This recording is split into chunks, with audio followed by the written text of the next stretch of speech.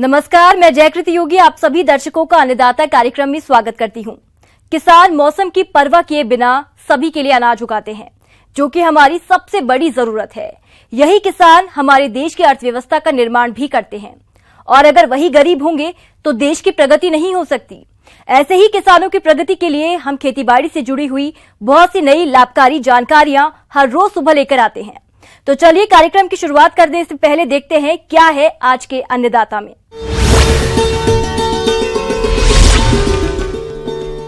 धान की फसल में किए जाने वाले जरूरी कार्य।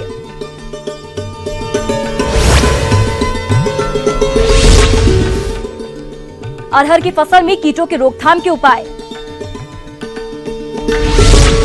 प्रदेश के जिन किसान भाइयों ने धान की रोपाई समय पर कर दी थी, उनकी फसल अब बढ़वार अवस्था में है और इस समय खेतों में खरपतवारों की अधिकता और कीट रोगों के कारण फसल की बढ़वार बाधित होती है।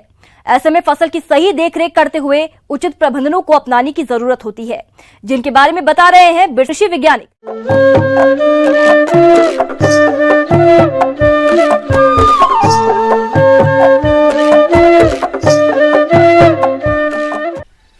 किसान भाई नमस्कार। आप सभी बिहार झारखंड के किसान बंधु, आज हम लोग जो है धान के ऊपर उसका प्रबंधन, उसका सिंचाई, उसका उर्वरक और कीट प्रबंधन, खरपतवार प्रबंधन कैसे किया जाए इसके बारे में चर्चा करेंगे। तो अभी समय आ गया है धान का, जो हमने रोपाई कर दिया था, उसको रोपाई करने के बाद तो निकाई पहले हाथ से किया जाता था और कोनो वीडर से भी किया जाता है। कोनो वीडर से जब निकाई करते हैं तो उसमें खरपतवार मिट्टी में दब जाता है और उसमें खरपतवार कट करके खाद बन जाता है और जो उसका जड़ है हॉरिजॉन्टल रहता था, उसको जड़ तोड़ देते हैं तो वर्टिकल हो जाता है। तो वहाँ पर बाली की साइज बढ़ जाती है, दाने में उनकी संख्या बढ़ जाती है। अगर आपके पास कोनो वीडर नहीं है, अगर आदमी आपके पास उपलब्ध नहीं है, तो वहाँ पर आप जो है बिस्पारी बैग सोडियम, जो नवीनो गोल्ड के नाम से भी आता है, ये 10% का रहता है। लगभग 1 हेक्टेयर में 200 से लेकर के 250 ml प्रति हेक्टेयर, अर्थात 80 से 100 ml प्रति एकड़ की दर से इसको दिया जाता है। घास को नष्ट करता है। अब जो है जब रोपा हो गया है, निकाई करने के बाद 3 सप्ताह के बाद आप जो इसमें 65 किलोग्राम यूरिया जो है प्रति हेक्टेयर आप फिर से देंगे जो है, और उसके बाद 7 से 8 सप्ताह के बाद पुनः जो है 65 किलोग्राम दे देंगे। ये था आपका जो है, जो ज़मीन आपका दोन ज़मीन था, लंबे दिन का फसल था, ज़्यादा पैदा देने वाली थी। मध्यम दिन वाली जो फसल है, अब उसमें भी जो है आप निकाई कुटाई कर चुके होंगे तो 45 किलोग्राम यूरिया देंगे और फिर करीब 6 से 7 सप्ताह बाद पुनः 45 किलोग्राम देंगे। किसान भाइयों, खैरा रोग से बचाव हेतु 2 किलोग्राम जिंक सल्फेट को 8 किलोग्राम यूरिया 2.5 किलोग्राम चूने के साथ मिलाकर 400 लीटर पानी में घोल बनाकर प्रति एकड़ की दर से पहला छिड़काव 10 दिन बाद करें तथा दूसरा छिड़काव 20 दिन बाद करना चाहिए। तथा सफेद रोग से बचाव हेतु 1 किलोग्राम फेरस सल्फेट को 8 किलोग्राम यूरिया में घोलकर प्रति एकड़ की दर से छिड़काव करना चाहिए। दूसरा, आपके खेत में कीट लगने की संभावना रहती है, तो इस समय कीट जो निकाई गुड़ाई करने के बाद अगर आपके खेत में तना छेदक लगा है, ये जैसे कि उसका ऊपरी हिस्सा जो है वाइट कलर का हो जाता है जब बालू लग जाता है, नहीं तो शुरू में देखते हैं कि साइड का पत्ता हरा रहता है, बीच का लाल हो जाता है।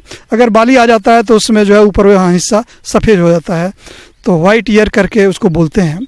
इंडोक्साकार्ब इसमें उपयोग करते हैं, इंडोक्साकार्ब, और यह 500 ml प्रति हेक्टेयर के दर से जो है। और यह जो है अगर न उपलब्ध होता है, फ्लुवेंडा डिमाइड का प्रयोग कर सकते हैं 100 ml प्रति हेक्टेयर, और यह तना छेदक के लिए 2 दवाइयाँ अच्छी हैं। और पत्ती खाने वाले भी कीट आ जाते हैं, तो वहाँ पर आप पहले से जो जानते हैं, ये क्लोरोपाइरिफास या क्यूनाल्फास 1.5 ml पर लीटर या 2 ml पर लीटर के हिसाब से 1 हेक्टेयर में लगभग 1.5 लीटर लगता है।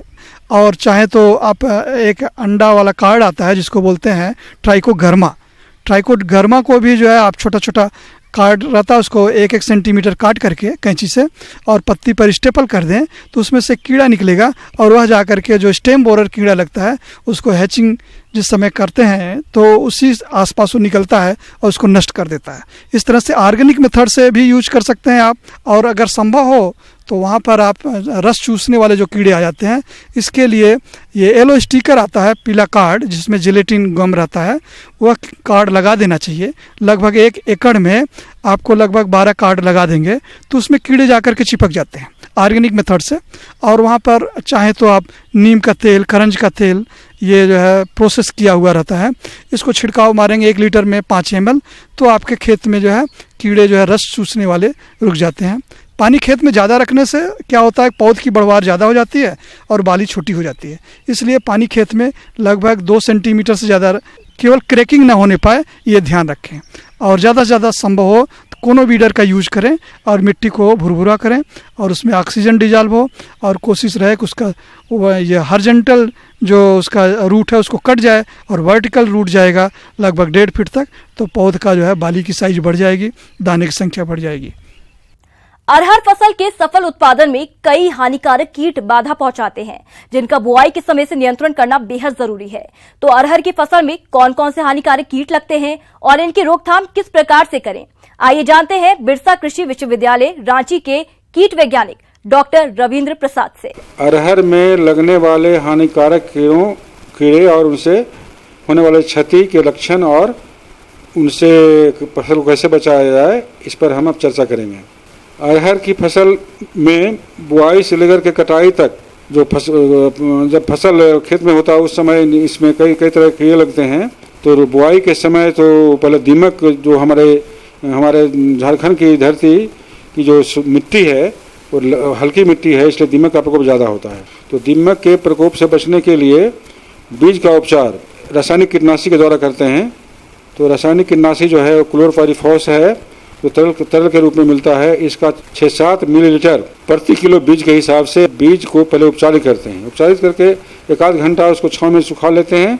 सुखाने के बाद तब बीज की बुआई करते हैं।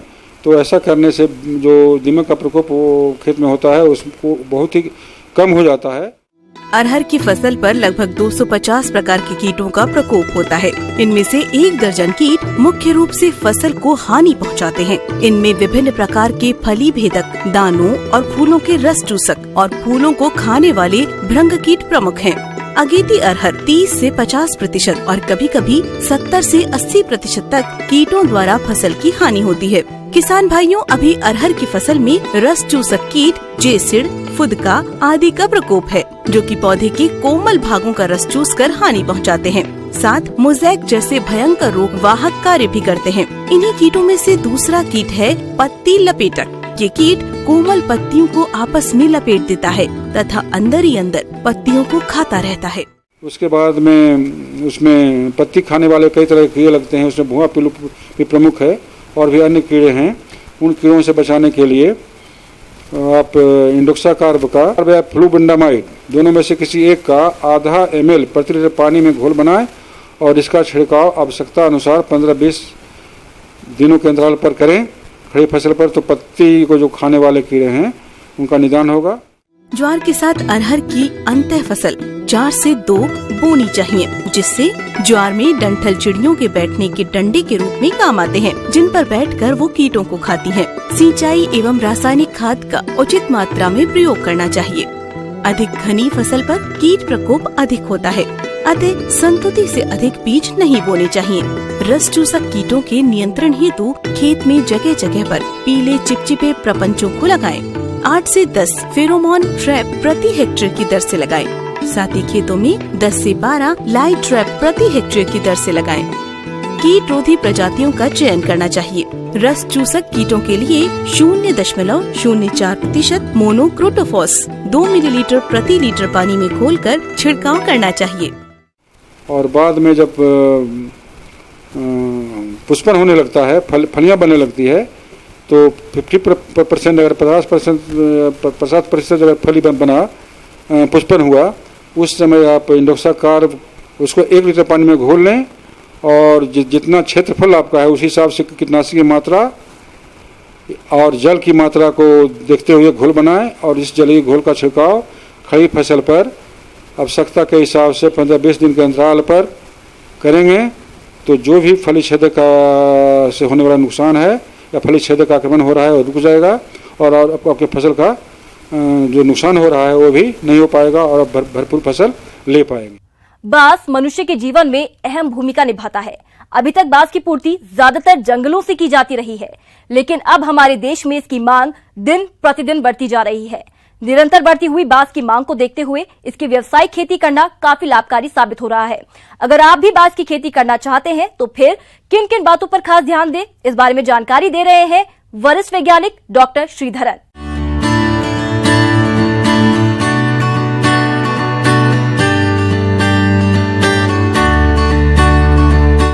देखिएगा, ये जो नेशनल बैम्बू मिशन हुई थी 2006-2007 में, वो 5-6 साल चली। अभी नया जो किया है रिस्ट्रक्चर्ड नेशनल बैम्बू मिशन हुई है 2018 से 2020 तक, तो 3 साल के लिए चलेगी। किसान भाइयों को हर कोई, आप वन विभाग के पौधाशाला चले जाएगा, आपको पौधा मिल जाएंगे, वहाँ भी आपको पौधा मिल जाएंगे। जो 18 प्रजाति जो भारत सरकार ने यहाँ जो भारत में लगाने के लिए कह दिया है, उसमें मान के चलेगा बैम्बूसा वल्गैरिस है, ये बहुत अच्छा है। वो 20 टन प्रति हेक्टेयर मिलते हैं, 20 से 40 टन प्रति हेक्टेयर है, वो बहुत सबसे अच्छा है, जो कागज़ मिल में बहुत सारे उपयोग में चले जाते हैं। आजकल उसका शर्ट्स भी बनते हैं, फैब्रिक्स है, टेक्सटाइल्स में उसका बहुत उपयोग हो रहा है। उसके बाद आता है बैम्बूसा बल्कोवा, ये थोड़ा कांटेदार है, कांटे भी रहते हैं, ये भी बहुत अच्छा है, उसको बीमा बांस बोलते हैं। फिर है पीला बांस, वो वैसे तो जो बड़े बड़े अपार्टमेंट्स में शोभा के लिए बहुत अच्छा है, फिर भी वो कमर्शियल के लिए भी बहुत अच्छा है। और उसके बाद लाठी बांस भी है, उसका भी बहुत उपयोग है। वैसे तो किसान भाई बहुत कम लगाते हैं, जो वन विभाग जंगलों में लगाते हैं लाठी बांस ही लगाते हैं। और उसके अलावा आपका हो जाएगा आती बांस, और डेंड्रोकैलामस जाइंटियस बोलते हैं, 40-40 मीटर तक उसका लंबाई होती है। और ये ज़्यादा जो वर्षा ज़्यादा है उसी इलाके में आते हैं। उसके बाद आपका हो गया बैम्बूसा टुल्डा है, ये ऐसा प्रजाति हैं हर कोई मिट्टी में बहुत अच्छा आ जाती है, कम वर्षा में भी आ जाती हैं, सूखे वाले इलाके में आ जाते हैं। और मान के चलेगा 15 दिन में एक बार पानी देके उसको जब पौधा आप लगा देंगे, अच्छे किस्म वाले जो कलम का है, आजकल टिश्यू कल्चर भी मिल जाते हैं, बड़े बड़े बायोटेक्नोलॉजी लैब्स है, वो लोग भी तैयार करते, 30 रुपये तक की रहता है एक पौधा का कीमत। तो लगा देंगे, मान के चलेगा 1 बाई 1 मीटर गड्ढे खोदेंगे, 1 मीटर क्यूबिक मीटर का गड्ढे। जब खेत के अंदर लगानी है आपको 4 बाई 4 मीटर या 5 बाई 5 मीटर, इसको हम कहेंगे ब्लॉक प्लांटेशन। मेड़ों पे लगानी है 5 बाई 5 मीटर, बहुत अच्छा रहेगी। फिर उसमें 1 तसला 2 तसला सड़ी काट डालनी है, थोड़ा दीमक के लिए तिमेटिक दवा आती है डालनी है, उसमें पौधा लगा दीजिएगा। जो उस टाइम पानी देनी है उतना ही देनी है। जब वो पौधा लग जाएगी उसके बाद हर एक 15 दिन में पानी डालनी है। दूरी तो वही है, इसमें ज़्यादा कोई मैनेजमेंट का कोई नहीं है, ऐसा नहीं कि चटाई करनी है, निराई गुड़ाई बीच बीच में करनी है।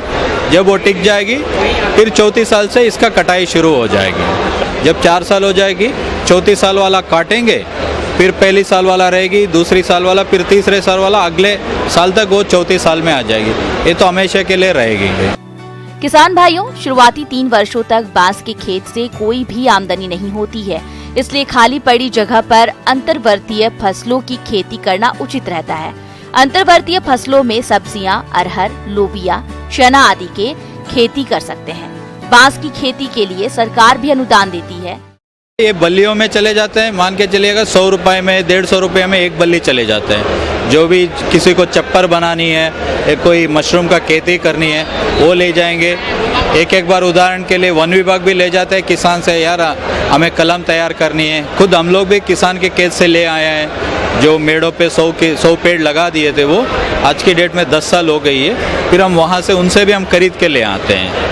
फिर उसके बाद कागज़ मिल वाले लगभग 5000 प्रति टन मिल जाएंगे। जो कागज़ मिल वाले जो आज की मार्केट है 5000 प्रति टन मिल जाते हैं। सब्जी में इसका उपयोग होती है। जो नया कल्याण आते हैं, वैसे तो वन में जो जंगल में आप जाके उसको उखाड़ेंगे तो वो ऑफेंस है। अच्छा अचार भी बन जाता है, सब्जी भी बन जाते हैं, तो बहुत उपयोग है। जो इस खेती में जो लागत होगी 1 लाख से कम ही होगी, जब लाभ है 4 से 5 लाख तक मिल जाएंगे 1 एकड़ में।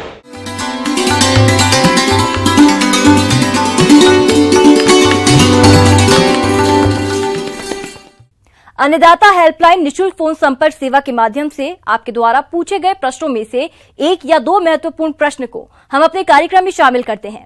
इसी के तहत आज का चयनित प्रश्न और उसका जवाब इस प्रकार है। अन्नदाता निशुल्क फोन संपर्क सेवा के माध्यम से पूछे गए प्रश्नों में से आज हमने जिस प्रश्न को कार्यक्रम में शामिल किया है उसे पूछा है ग्राम होचर, जिला रांची के कृषक कुंदन महतो ने। यह तसर रेशम कीट पालन के बारे में संपूर्ण जानकारी चाहते हैं। तो कुंदन महतो जी, आपकी जानकारी के लिए प्रस्तुत है कार्यक्रम का यह अंश। जैसा कि आप जानते हैं, पौधों की पत्ती को खा करके रेशम उत्पादन की कला कुछ प्रकृति ने कुछ विशिष्ट प्राणियों में दी है। तसर सिल्कवर्म उसमें से एक है। यह अर्जुन आसन एवं साल की पत्तियों को खा करके रेशम का उत्पादन करता है। यह रोजगार पूरे देश में लगभग 3.5 लाख परिवारों को इससे रोजगार मिला हुआ है। तसर के कीट पालन के दौरान इसमें मुख्य बिंदु इस प्रकार हैं। सबसे पहला है पौधरोपण, दूसरा है उन पौधों पे कीट पालन, और तीसरा अवस्था आता है जिसमें हम उस तसर के कोकून से धागाकरण का कार्य करते हैं। टसर रेशम कीट पालन कम समय में अधिक लाभ देने वाला व्यवसाय है, जिसमें लागत भी कम लगती है, लेकिन इससे अच्छी आय प्राप्त हो इसके लिए रेशम कीट पालन से पहले कुछ विशेष बातों पर ध्यान देना चाहिए, जो कि इस प्रकार से है। तसर के कीट पालन का कार्य प्रायः जून के अंतिम सप्ताह या जुलाई के प्रथम सप्ताह से शुरू होकर के और यह अक्टूबर-नवंबर के महीने तक चलता है। इस दौरान तसर कीट पालन का लगभग 2 जीवन चक्र पूरा होता है। इन जीवन चक्र के दौरान तसर कीट कोसा का उत्पादन करता है। जो हम कीट पालन करते हैं प्रायः ऐसा देखा गया है कि उसमें गर्मी, बरसात, धूप और परभक्षियों से हमारा लगभग 20 से 30% नुकसान हो जाता है, जिससे कृषकों को तसर उत्पादन पे विपरीत प्रभाव पड़ता है। किसान भाइयों, अगर आप टसर रेशम कीट का पालन करने जा रहे हैं तो इसके कीट कहां से प्राप्त करें तथा पेड़ों पर कीटों को कैसे चढ़ाएं, आइए जानते हैं।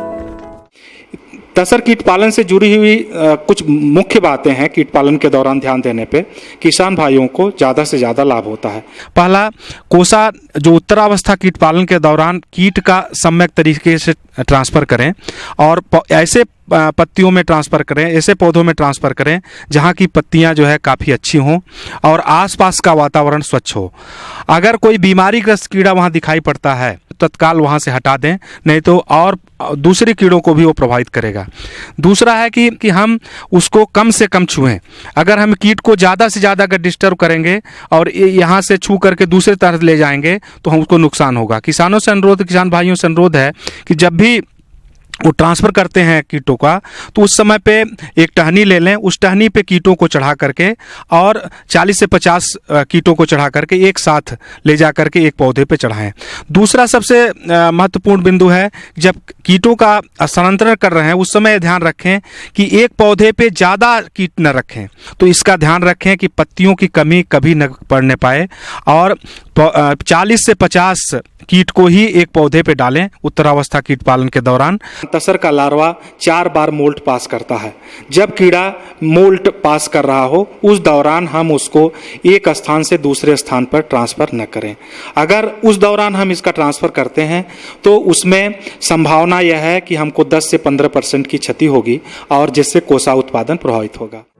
किसान भाइयों, चाकी यानी टसर रेशम कीट पालन करते समय अक्सर जो समस्या किसानों के सामने आती है वो है शत्रु कीटों की। ये शत्रु कीट रेशम कीटों को विभिन्न प्रकार से हानि पहुंचाते हैं, जिससे रेशम का उत्पादन प्रभावित होता है। तो इन शत्रु कीटों की रोकथाम आप कैसे करें, आइए जानते हैं। अगर कोई मृत कीट पालन स्थल के आसपास पाया जाए तो तत्काल उसको वहां से हटा करके चूना और ब्लीचिंग पाउडर का मिश्रण मिला करके और उसको 3 फीट गहरे गड्ढे में ले जा करके गाड़ दें।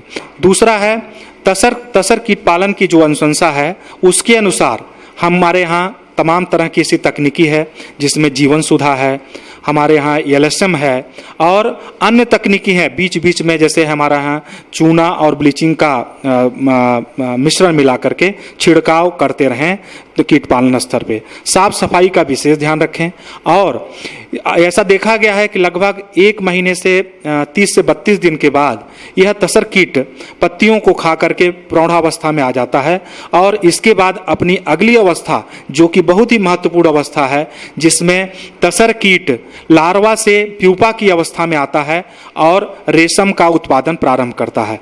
इस रेशम के उत्पादन के दौरान हमको ध्यान रखना है कि जब कोसा बना रहा हो हमारा तसर कीट, उस दौरान हमको अनावश्यक स्थानांतरण नहीं करना चाहिए।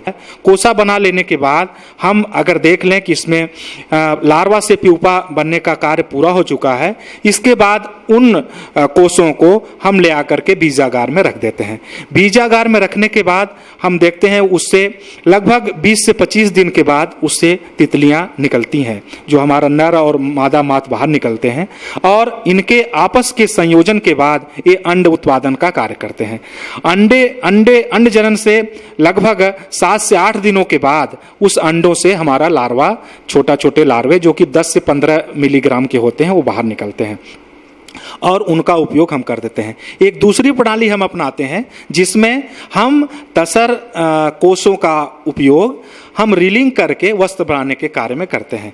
इस दौरान हम क्या करते हैं कि सीधे तसर कोसा उत्पादन के बाद उन कोषों को 50 डिग्री टेम्परेचर पे 2 घंटे तक रखते हैं।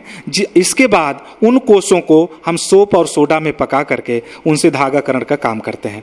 किसान भाइयों, आपको जानकर आश्चर्य होगा कि एक कीट लगभग 800 से 1000 मीटर धागा निकालने में सक्षम होता है। इन धागों का उपयोग हम करके हम वस्त्रों का निर्माण करते हैं, जिसमें कताई बुनाई का कार्य होता है। और झारखंड एक ऐसा राज्य है किसान भाइयों जो कि पूरे देश के कुल रेशम उत्पादन का लगभग 80% भाग उत्पादित करता है। तो किसान भाइयों, तसर कीट पालन से जुड़ी किसी भी जानकारी के लिए हमारे यहाँ आप केंद्रीय तसर अनुसंधान एवं प्रशिक्षण संस्थान में आप भ्रमण कर सकते हैं। पूरी जानकारी हमारा संस्थान आपका स्वागत करता है। आप आए इस संस्थान में और निःशुल्क हम पूरा प्रशिक्षण प्रदान करेंगे। अब आइए देखते हैं कल दिखाए जाने वाले कार्यक्रम की मुख्य झलकियां। लतर वर्गीय सब्जियों की करें उन्नत तकनीक से खेती।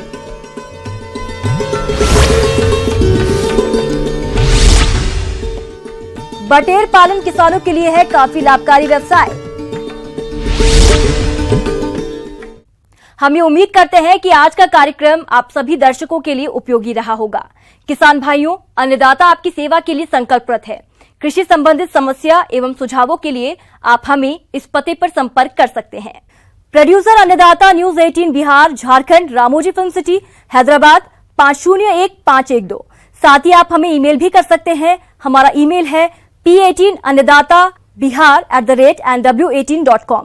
इसके अतिरिक्त आप हमें निःशुल्क हेल्पलाइन नंबर 1800-419-2155 पर सोमवार से शनिवार सुबह 10 से शाम 4 बजे के बीच संपर्क कर सकते हैं।